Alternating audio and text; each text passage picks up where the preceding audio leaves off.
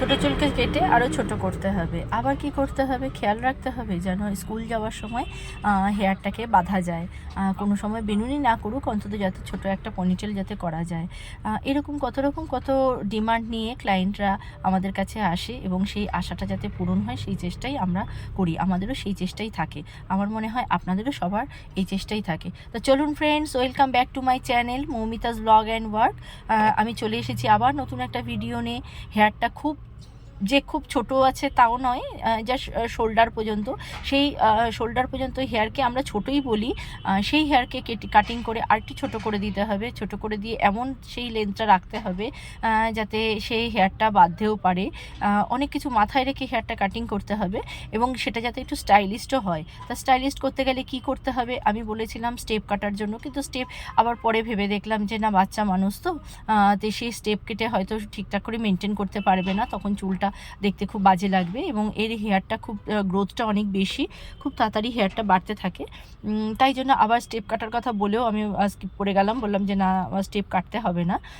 তা ওটাতে কী করলাম, আমি ওটাকে ব্লান্ট শার্টের মতন দিলাম, কিন্তু পেছনটা একটু ইউ শেপ রাখলাম আর সামনের দিকটা লেয়ার করে দিলাম। লেয়ার করাতে কি হবে, সামনেটা একটু বাউন্সি হবে, সামনের যে কাটিংটা থাকবে সেটাতে একটু বাউন্সি থাকবে আর পেছন দিকটাও বেশ অনেকটা ছোট হলো। কিন্তু কি হলো, যদি আমি পুরোটা ব্লান্ট কাটতাম, ব্লান্টটা কাটলে কি হয়, একদম সোজা সমান হয়ে থাকে, সেটা অনেক সময় দেখতে ভালো লাগে না এবং ক্লায়েন্টরাও স্যাটিসফাই হয় না।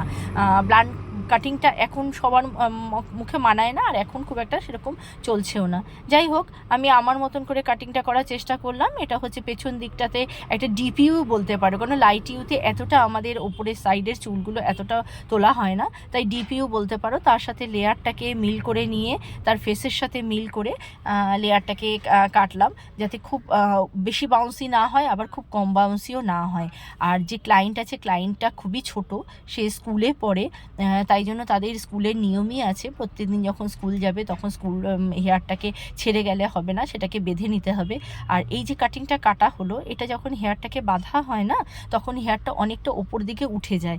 উঠে গেলে কি হয়, একটা নিচটাতে খুব সুন্দর একটা শেপ দেয়, একটা থোকা ভাব লাগে, নিচ দিকটা অনেকটা একটা থোক ভাব লাগে, দেখতে খুব সুন্দর লাগে। দেখে যেন মনে হয় মানে ফেদার কাটা, কিন্তু অ্যাকচুয়ালি হচ্ছে ফেদার নয়, এটা একটু ডিপ ইউ করে।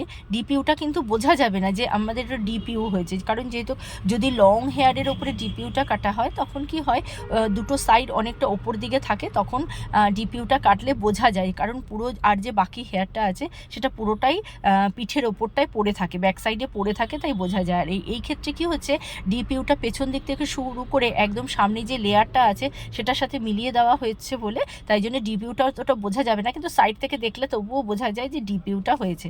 ডিপিউ এর সাথে লেয়ার, সামনেরটাকে লেয়ার কেটে তার ফেসের সাথে একটা ম্যাচিং করে দেওয়া হয়েছে। তা চলো, তোমরা সঙ্গে আছো, খুব থ্যাংক ইউ তার জন্য, তোমাদের জন্য আজকে আমি এই জায়গাতে আছি। তোমাদের আরও যদি কোনো ভিডিও দেখতে চাও, হেয়ার কাটিংয়ের ভিডিও বা আরও আনুষঙ্গিক আরও যেসব ভিডিওগুলো থাকে সেগুলো যদি দেখতে চাও, তাহলে আমাকে কমেন্ট সেকশনে জানিও। আর যদি ভালো লেগে থাকে ভিডিওটা, তাহলে একটা লাইক করে দিও, শেয়ার করে দিও। তা তোমরা সবাই ভালো থেকো, সুস্থ থেকো। তা চলো, আজকে এই পর্যন্ত, টাটা। সবাই সুস্থ থেকো, ভালো থেকো, আবার দেখা হবে নেক্সট একটি ব্লগে। Tata, bye bye.